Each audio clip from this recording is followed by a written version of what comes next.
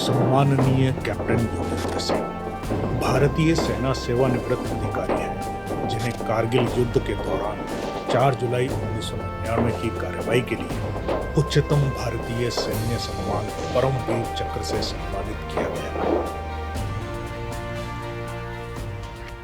जय हिंद। ये भारत माँ के बेटे और बेटियों की आवाज नहीं, क्योंकि भारत माँ ने बेटे और बेटियां पैदा ही नहीं किया, भारत माँ ने तो सिंगनी और शेर पैदा किए। और जब ये सिंगनी और शेर दहाड़ते हैं तो 100-100 किलोमीटर दूर खड़ा हुआ दुश्मन भी थर्राता है। तो एक बार ये एकल परिवार जय हिंद इस तरह से करे कि प्रीतमपुरा की नागरिकों को लगे कि कुछ शेर दहाड़ने लगे हैं। जय हिंद, जय हिंद। बहुत बहुत धन्यवाद। मैं तमाम जो वृद्ध जन, प्रबुद्ध जन, मातृशक्ति, आप सबके चरणों में नतमस्तक होकर के आपको नमन और वंदन करता हूं। मैं वंदन करता हूं एकल परिवार के उन सभी सदस्यों का, उन सभी नौजवानों का जो इस देश की अखंडता, एकता, समरसता को बनाने के लिए अपने जीवन को अर्पण कर रहे हैं। नीरज अंकल ने अभी एक वर्ड बोला था, कमिटमेंट। और कमिटमेंट में कितनी बड़ी पावर, कितनी बड़ी शक्ति होती है, इसका शायद हमें जीवन में कभी कभी एहसास और आभास होता है। ये कमिटमेंट की पावर थी कि जो महाभारत का एक पात्र पितामह भीष्म, जिन्होंने जीवन प्रत्यन कमिटमेंट किया था, और उसी कमिटमेंट की बदौलत उसने अपनी इंद्रियां ही नहीं, अपनी मृत्यु को भी अपनी मुट्ठी में बांध लिया था। अर्जुन ने इतने बाण मारे थे, वो बाणों की सरसैया पे थे, अर्जुन उनके प्राणों को नहीं हर पाया था। कमिटमेंट में वो पावर थी कि मीरा को जहर दे दिया गया, लेकिन वो जहर भी अमृत बन गया। ये कमिटमेंट की पावर थी। और ये शख्स जो आपके सामने खड़ा है, ये कमिटमेंट की बदौलत खड़ा है, नहीं तो 17 गोलियां लगने के बाद कहीं पत्थर की मूरत बना होता। ये कमिटमेंट की ताकत है। आप जिस कमिटमेंट से जुड़े हैं, और इस कमिटमेंट में पर्पज, हमारी लाइफ का पर्पज क्या है, अगर ये पर्पज हमने पहचाना तो परफॉर्मेंस मिलेगा। परफॉर्मेंस मिलेगा तो हमारे अंदर पॉजिटिविटी आएगी। पॉजिटिविटी आएगी तो डेडिकेशन आएगा। डेडिकेशन आएगा तो डिसिप्लिन आएगा। और ये डिसिप्लिन जीवन की बुनियाद है, और इसी बुनियाद के ऊपर हमारा देश टिका हुआ है। इस देश की सेना टिकी है।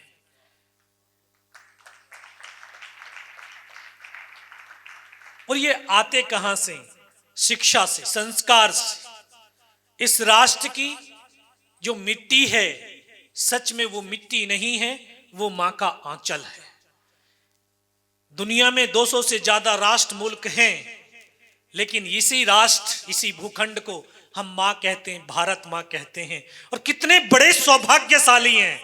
84 लाख योनियों के बाद एक मनुष्य का शरीर मिला, वो इस भारत मां के गर्भ से मिला। इससे बड़ा कोई पुण्य नहीं हो सकता, इससे बड़ा कोई जीवन का अभिमान नहीं हो सकता। और इस मां की सेवा करने का अगर दायित्व तो मिल जाए, एकल के माध्यम से उस भारत मां के बच्चों को एक वृक्ष बनाने का अगर हमें काम मिल जाए, वो सौभाग्य मिल जाए, तो जीवन इस धरती पर आने का सार्थकता हो जाती है। ये भाव हम सुनते हैं, पढ़ते हैं, देखते हैं, तभी तो मन के अंदर भाव जागृत होते हैं। मैंने भी पिता से सुना, किताबों में पढ़ा, तभी एक मन के अंदर भाव जागृत हुआ कि फौज में जाना है। लेकिन क्यों जाना है? जैसे आज मैं देश के युवाओं के बीच जाकर के बच्चों से पूछता हूं, डॉक्टर क्यों बनना है, इंजीनियर क्यों बनना है, तो उनका पहला जवाब क्या होता? मम्मा ने बोला है, पापा ने बोला है। बेटा तूने क्या बनना है? अंकल अभी सोचा नहीं है, सोचना पड़ेगा। पर्पज, मैंने अपने आप से कमिटमेंट किया ये पर्पज आया कि फौज में इसलिए जाना, युद्ध लड़ना है। 6th क्लास के अंदर एक ऐसे योद्धा की कहानी को पढ़ा जिसने 1965 में टैंक से टैंक की लड़ाई लड़ी और अकेला 8 पैटर्न टैंकों को ध्वस्त कर देता। और वही पैटर्न टैंक जो अमेरिका ने पाकिस्तान को दिए थे भारत की सेना को नस्त नाबूद करने के लिए, लेकिन एक अकेला हिंदुस्तान का सैनिक उनके 8-8 पैटर्न टैंकों को नस्त नाबूद कर देता है। ऐसे योद्धा की कहानी को सुनकर के भाव जागृत हुआ था। जब भाव जागृत होते हैं तो जीवन में एक हमारा आदर्श आ जाता है और वो आदर्श के गुण हमारे बिहेवियर में उतरने लगते हैं, वैसा ही हमारा कैरेक्टर और बिहेवियर बनने लगता है।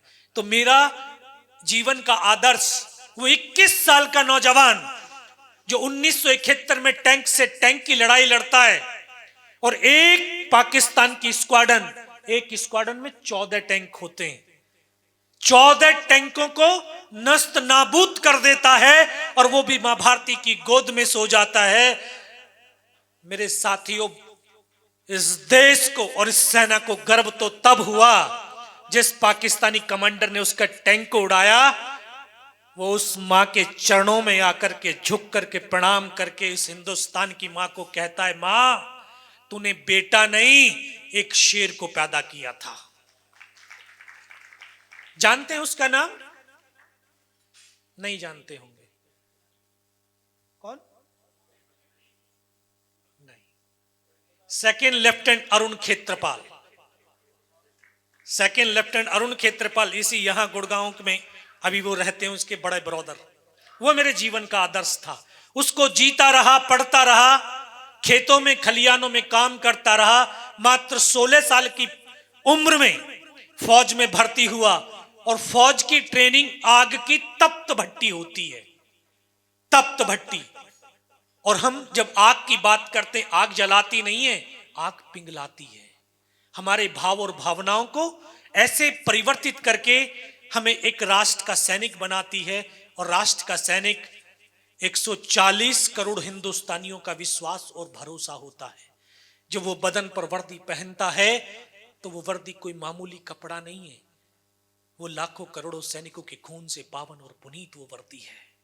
उस वर्दी को पहन पहली पोस्टिंग कश्मीर में गया।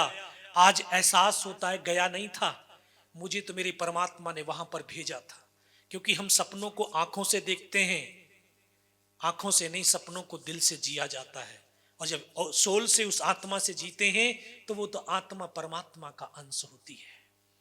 और ऐसा जीवन में कभी कोई मैंने ऐसा इंसान नहीं देखा जिसने उन सपनों को जिया और वो सपने पूर्ण नहीं हुए।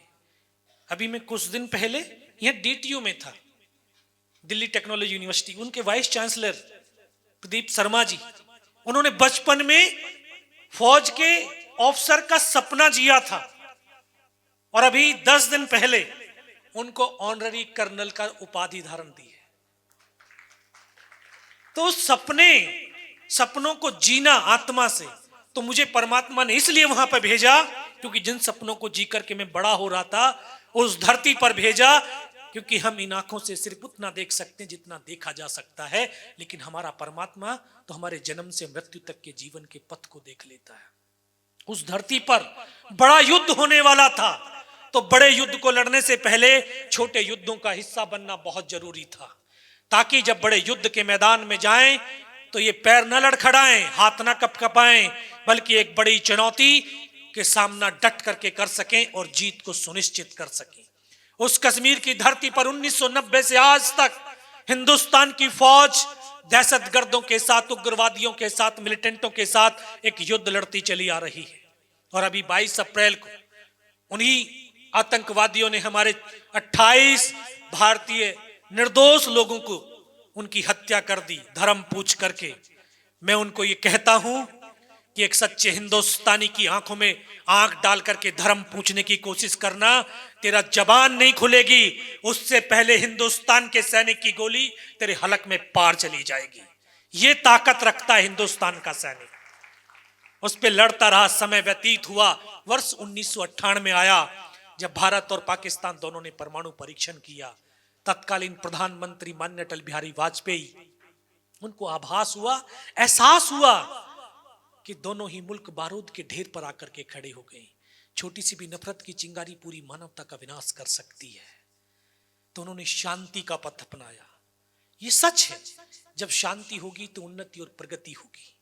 उसी शांति को कायम रखने के लिए समझौता एक्सप्रेस शुरू की, लाहौर बस यात्रा शुरू करी। लेकिन पाकिस्तान का जनरल परवेज मुशर्रफ वो नहीं चाहता था कि दोनों मुल्कों की आवाम के बीच शांति हो, सौहार्दपूर्ण वातावरण बने। तो उसने कारगिल, बटालिक, दराज, तुर्तुक ऐसे सेक्टर, ऐसी जगह जहां पर सर्दियों में -60 डिग्री टेम्परेचर चला जाता है। -60, कल्पना कीजिए, ये लहू नहीं हड्डियां भी जम जाती हैं। पिछले वर्ष 2023 में दिसंबर 31 का दिल्ली का टेम्परेचर 3 डिग्री था, सारे संस्थान बंद थे। लेकिन आज उसी दिन आपके गांव के, शहर के, प्रदेश के, देश के बेटे और बेटियां उसी -60 डिग्री टेम्परेचर में खड़े होकर के दिन रात अपने कर्तव्य और दायित्वों का पालन कर रहे थे, ताकि इस देश की तरक्की में लगे हुए लोग अपने आराम से काम को कर सकें और घरों में चैन की नींद सो सकें। ऐसे दुर्गम इलाके जहां जीवन यापन करना बहुत मुश्किल था, इतनी मजबूती के साथ पाकिस्तान की फौज वहां पर बैठ गई। उन्होंने कभी सपने में भी नहीं सोचा था हम यहां से वापस जाएंगे। उनके 2 मकसद थे। पहला, जोजिला पास से नेशनल हाईवे श्रीनगर को काट करके पूरे लेह वाले क्षेत्र को कब्जा करना। दूसरा, जो जिहाद की आग कश्मीर के अंदर बहुत तेजी से बढ़ी थी, हमारी फौज ने धीरे धीरे उसको ठंडा कर दिया था, उस आग को दोबारा से भड़काना। ये 2 मकसदों को पूर्ण करने के लिए वो बैठे हुए। लेकिन हिंदुस्तान की फौज को जिस तरह से धीरे धीरे सूचनाएं मिली, और मैं ये कहता हूं, एक वर्दीधारी ही फौजी नहीं होता, राष्ट्रभक्त नहीं होता। हर एक हिंदुस्तानी जिसके अंदर भाव है इस भारत मां के लिए, वो भी एक राष्ट्रभक्त और राष्ट्र का सिपाही होता है। एक गढ़वा जो बकरवाल था, उसने सूचना दी और उस सूचना के आधार के ऊपर फौज ने वहां पर युद्ध लड़ना शुरू किया। हिंदुस्तान के इन बेटों ने, शेरों ने 13,000 से 18,000 फीट ऊंची पहाड़ियों पर उनके बने हुए बंकरों को धीरे धीरे करके उनका शमशान घाट बनाना शुरू कर दिया। मेरी बटालियन 18 ग्रेनेडियर्स हमें सबसे पहले तोलोलिंग टॉप के ऊपर युद्ध लड़ने का मौका दिया। तोलोलिंग पहाड़ी, जो आप कारगिल वार मेमोरियल देखते हैं, उस मेमोरियल के पीछे की जो पहाड़ी है वो ही तोलोलिंग पहाड़ है। नेशनल हाईवे से बिल्कुल सटा हुआ पहाड़ है। 22 दिन उस पहाड़ी पर हमने युद्ध लड़ा और 22 दिन के दौरान 2 ऑफिसर, 2 जूनियर कमीशन ऑफिसर और 21 जवानों को हमने खोया। तब जाकर के हिंदुस्तान की फौज ने 12 जून 1999 को पहली सफलता के रूप में वो तोलोलिंग टॉप पुनः प्राप्त किया। उसके बाद अभी एक अजमेर में महर्षि दयानंद यूनिवर्सिटी है, वहां पे मैं गया तो एक प्रोफेसर साहब ने एक सवाल किया। बोला, सर मैं एक सवाल पूछना चाहता हूं, फौजी और सिविलियन में क्या फर्क है? सर अगर ऐसे देखा जाए तो कोई फर्क नहीं, 2 हाथ, 2 पैर, 2 आंख आपके भी हैं, हमारे भी हैं। एक सोच का फर्क है। कैसी सोच? सर सिविलियन को कोई एक उपलब्धि, एक सफलता मिल जाए तो 10 दिन तक वो काम नहीं करता है। क्यों? क्या करता है? सर पार्टियां करता है, उसका एंजॉयमेंट करता है। हमारी फौज हर रोज एक सफलता, एक उपलब्धि को प्राप्त करती है, थोड़ा सा जश्न मनाती है और उस उपलब्धि और सफलता को बूट की ठोकर मोड़ करके 4 कदम दूर फेंक देती है, ताकि हिंदुस्तान का सैनिक उसकी सफलता यहां ना हो, बूट की ठोकरों में हो, ताकि वो मेहनतशील रहे, कर्मशील रहे, आगे बढ़ता रहे। उसी सफलता को प्राप्त करती है अगले दिन टाइगर हिल, जो आपने बहुत सोशल मीडिया और उस अखबारों में पढ़ा होगा। टाइगर हिल दराज सेक्टर की सबसे ऊंची चोटी थी, 17,000 फीट ऊंची पहाड़ी। उस पर हमला करने का हमें आदेश मिला। 21 जवानों की ये टीम उस पहाड़ी पर जब चढ़ना शुरू किया, हाइट बहुत ज्यादा थी, दुश्मन के पास बहुत एडवांटेज था, दूर तक देख सकता था, दूर तक देख सकता था तो दूर तक मार भी सकता था। और बहुत सारे लोगों की एक सोच हो जाती है, अरे फौजी हैं तो मरने के लिए तो हैं, लेकिन उनकी सोच को ठीक करने के लिए कह रहा हूं, फौजी मरने के लिए नहीं होता, फौजी तो मारने के लिए होता है, तो हमें तो मारना था उनको, इसलिए रात का सहारा लिया। रात भर चढ़ते थे, दिन भर पत्थरों में बिना किसी मूवमेंट के चुपचाप पड़े रहते थे। -20 डिग्री टेम्परेचर था रात का, चेहरे से खून टपक रहा था, गोलाबारी चल रही थी, लेकिन उन सब की परवाह किए बगैर उस पहाड़ी पर चढ़ते रहे। 2 रात और 1 दिन की कठिन चढ़ाई चढ़ने के बाद तीसरी रात का वो मंजर आज मेरी आंखों के सामने ऐसे दरसता है, शायद कल की ही तो बात है। 26 साल हो गए। सुबह का वक्त, बिल्कुल 90 डिग्री की चट्टान, रस्सियों के सहारे जब चढ़ना शुरू किया, दुश्मन ने फायर खोल दिया। 21 जवानों की टीम का रास्ता कटअप हो गया। केवल और केवल हम 7 जवान ऊपर चढ़ पाए। ऊपर चढ़े तो सामने फिर दुश्मन का बंकर। हम 7 जवानों ने जाकर के अंधाधुंध फायरिंग किया, उसमें बैठे हुए तमाम पाकिस्तानियों को पल भर के अंदर मौत के घाट उतार दिया। वहां से टाइगर हिल टॉप मात्र 50-60 मीटर रहा होगा। टॉप पर तो उनकी एक कंपनी का डिप्लॉयमेंट, एक कंपनी की स्ट्रेंथ 150, 150 और हम केवल 7, लेकिन बेखौफ, बिना डरे, धैर्य के साथ, साहस के साथ लड़ते रहे, संघर्ष करते रहे। लड़ते लड़ते 5 घंटे हो गए। और जो आज तक आपने फिल्मों में देखा होगा, गर्दनें कटती हैं, धड़ चलते हैं, मैंने उन पलों को देखा नहीं, जिया है। 5 घंटे लड़ते लड़ते फिर वो दृश्य आए। मैं सर से लेकर के पैर तक लहूलुहान था, मेरी नाक से खून की धार बह रही थी। मेरा साथी ठीक सामने बैठा मुझे फर्स्ट एड करने लगता है, उसको यहाँ गोली लगती, इधर से पूरा सर निकल करके बाहर चला जाता है। उसका हाथ पकड़ा, सर क्या हुआ, लेकिन एक शब्द तक नहीं बोला। मेरी बगल में बैठा मेरा ट्रेनिंग का साथी था, रूममेट था, मैं उसको बोला, अनंतराम सर को तो गोली लगी है। क्या? ये उसके जीवन का आखिरी शब्द था। उसको सीने में गोलियां लगती हैं, फेफड़ों से खून की फुहारें छूटती, मेरी गोद में आकर के लेट जाता है। एक ही पल में मेरे दोनों साथी शहीद हो गए। दूसरा साथी दौड़ करके आया हेल्प के लिए। जैसे वहां पहुंचा, तभी पाकिस्तानी मोटर्स का एक बम वहां पर गिरता है, उसकी यहां से गर्दन कट करके दूर जा करके गिरती है। चारों तरफ खून की बौछारें ही बौछारें थी। मैं देख रहा था पड़ा हुआ, उस धड़ पर सर नहीं था, लेकिन हाथों से बंदूक नहीं छूटी थी। वो धड़ 2 कदम तक चला, फिर जमीन पर गिर गया। एक और साथी आगे बढ़ा, उसके दोनों हाथ दोनों पैर कट गए। जब ये शरीर के अंग कट करके जमीन पर गिरते हैं, किस तरह से उछलते हैं, तड़पते हैं, शब्दों में बयां नहीं कर सकता हूं। इस तरह से एक एक करके मेरे तमाम साथी शहीद हो गए। मैं भी उनकी तरफ से मर चुका था। 25 से 30 पाकिस्तानियों ने ऐसे घेर लिया करके। उनका एक कमांडर वो बोलता है, जरा इनको चेक तो करो, इनमें से कोई जिंदा तो नहीं है। पाकिस्तान के जवान हमारे जवानों की बॉडियों में जब गोलियां मारने लगी तो बॉडियां ऐसी उछलती थी। उसने जब सामने वाले को मारा, उसकी बॉडी उछली, बगल वाले को मारा। मैं इस तरह से पड़ा था, उसने फर्स्ट में यहाँ पे गोली मारी, देख रहा था धुआं निकल रहा है। फिर पैर में गोली मारी, यहाँ से भी धुआं निकल रहा है। और उस गोली की पीड़ा को चुपचाप पड़ा सहता रहा। उनको यकीन हो गया कि इनमें से कोई जिंदा ही नहीं है। फिर तो उन्होंने अमानवीय क्रूरताओं की सारी हदें पार कर दी। हमारे जवानों की बॉडियों में पत्थर मारने लगे ताकि ये बॉडी छत विछत हो जाए, कोई पहचान ना पाए। बूट की ठोकरें मारने लगे, गालियां देने लगे। बहुत देर तक ये तांडव चलता रहा, पड़ा हुआ सहता रहा, देखता रहा। बहुत देर के बाद फिर उनके कमांडर ने अपने साथियों को आदेश दिया कि इनके हथियार उठा लो, नीचे जो हिंदुस्तान का पोस्ट है उसके ऊपर भी हमला कर डालो।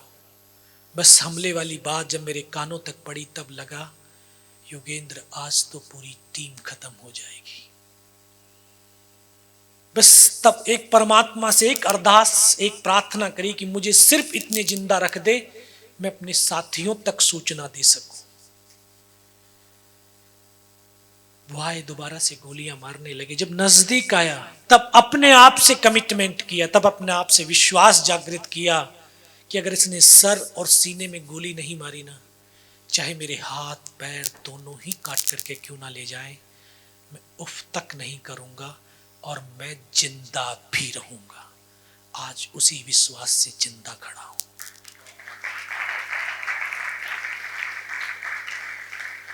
उसने फिर भी मेरी बाजू में पैर में गोली मारी। 2 कदम चला, वो चलते ही वो रुक गया। मैं देख रहा था हल्की खुली आंखों से। एकदम से मन में विचार आया, इसको शायद मेरा पता चल गया कि मैं जिंदा हूं। अभी मन में विचार चल रहा, तब तक तो वो मुड़ करके उसने राइफल मेरे सीने की तरफ करी। तब लगा योगेंद्र अब नहीं बचेगा। लेकिन कहते हैं जाको राखी साइयां मार सकी न कोई। और जैसे मैं कहा, ये भारत माँ है। माँ भारती अपने बेटों की वीरता, शौर्य, पराक्रम, बलिदान को कभी दफन होने ही नहीं देती। किसी न किसी एक को जरूर माध्यम चुनती है। शायद इस माँ भारती ने मुझे वो माध्यम चुन लिया होगा कि उसके बेटों ने जो शौर्य, वीरता, पराक्रम दिखाते जो बलिदान दिया है, उसको मैं देश और दुनिया तक पहुंचा सकूं। जब उसने गोली चलाई तो सीने की तरफ चलाई। यहाँ पे पर्स रखा था, पर्स में भी कुछ 5-5 रुपए के सिक्के थे, क्योंकि पूरी पैंट फट गई थी। माँ भारती ने उन सिक्कों को इकट्ठा कर दिया होगा, और जब गोली चली तो उन सिक्कों पे लगी गोली रिकोचिट हो गई। लेकिन उस गोली के धक्के से, फोर्स से, पावर से लगा मैं तो मर गया हूं। फिर पाकिस्तान का जवान आया होगा, उसने आकर के मेरा हथियार उठा करके जब जा रहा होगा, उसका पैर मेरे पैर से टकराया। तब मुझे एकदम से चेतना आई, लगा मैं तो जिंदा हूं। तब एक अंतर्मन से आवाज है कि योगेंद्र अभी तक नहीं मरा तो अब मरेगा भी नहीं। मेरे पास एक हैंड ग्रेनेड था, फिर हैंड ग्रेनेड से हमला किया।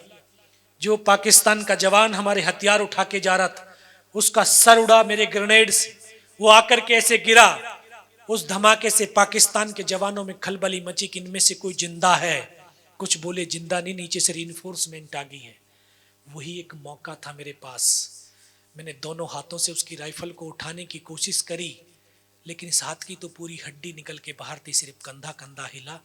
एक हाथ से राइफल उठाई, ऐसे पलटा खाया, वहां से फायरिंग किया और 4-5 पाकिस्तानियों को पल भर के अंदर मौत के घाट उतार दिया।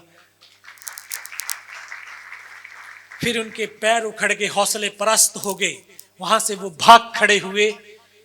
बेबस और लाचार था, चल नहीं सकता था, क्योंकि पैर की पूरी मसल्स निकल के बाहर थी, तो इस हाथ की पूरी हड्डी निकल के बाहर थी।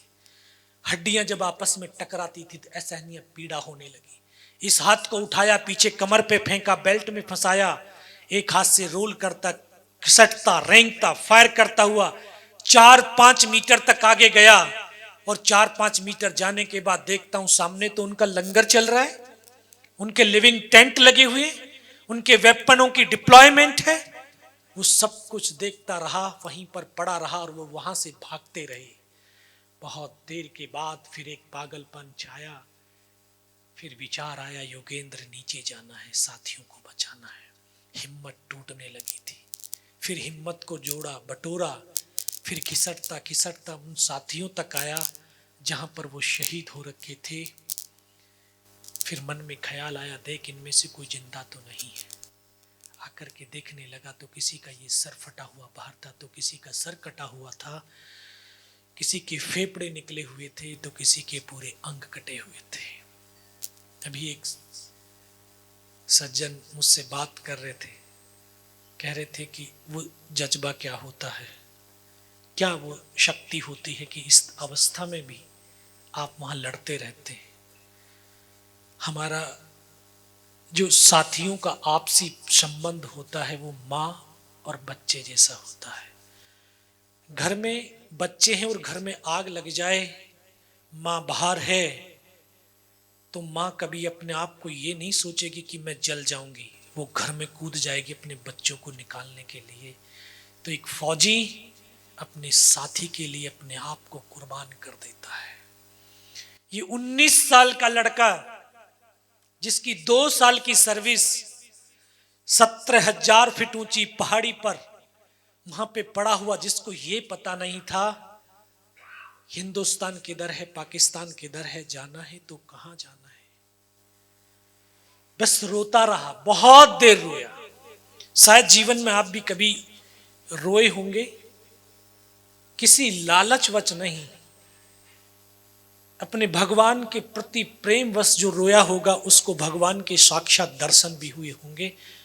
मुझे अपने आप को सौभाग्यशाली समझता हूं कि इस जीवन में 2 बार मुझे गुरु के रूप में भगवान के दर्शन हुए हैं। मैं रोया हूं, इतना विकट रोया था कि जब हम रोते हैं ना तो हम अपने आप से कनेक्ट होते हैं। हम क्या हैं? हम ये बॉडी शरीर नहीं है, हम तो एक सोल है, एक आत्मा है। आज हमारा जीवन इसलिए बहुत भारी है क्योंकि हम अपने आप से डिस्कनेक्ट हैं और बाहर की दुनिया से कनेक्टेड हैं। हम जब अपने आप से कनेक्ट होते हैं तो जीवन तो इतना हल्का फुल्का और इतना पावन और पुनीत दिखता है, इतना अनमोल दिखता है कि भगवान की मूरत सी दिखती है। बस जब अपने आप से कनेक्ट हुआ तो अपने परमात्मा से कनेक्ट हो गया। जब अपने परमात्मा से कनेक्ट हुआ तो सुदर्शन चक्रधारी से कनेक्ट हुआ होगा। तभी आवाज आई, योगेंद्र बेटे इस नाले से नीचे की तरफ चला जा। 500 मीटर उस पहाड़ी से रोल करता नीचे आया, तमाम इंफॉर्मेशन अपने साथियों को बताया, अपने कमांडर को बताया और उसी इंफॉर्मेशन के आधार के ऊपर टाइगर हिल टॉप के ऊपर विजय पताका फहराया। टाइगर हिल की जीत के बाद कारगिल युद्ध का यू टर्न हुआ और आज हम 26 जुलाई को कारगिल विजय दिवस के रूप में मनाते हैं। और कारगिल युद्ध के दौरान 527 मां भारती के बेटों ने इस देश के लिए अपने प्राणों की आहुति दी।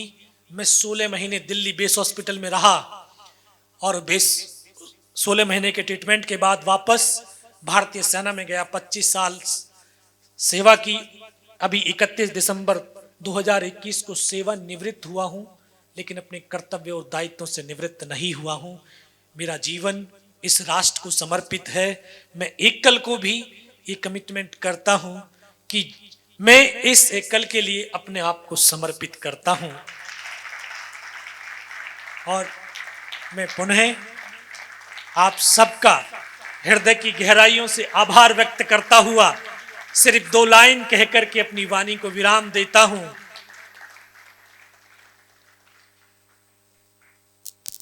हमने सुना है सांस ही जीवन है, जीवन ही सांस है।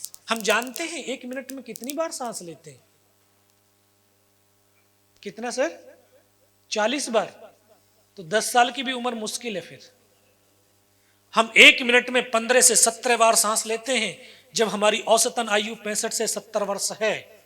इसी के मैं कह रहा हूं कि ये सांसों के तराने हिंद का नवगान गाएगा हमारा शौर्य ध्वज लेकर। किसका?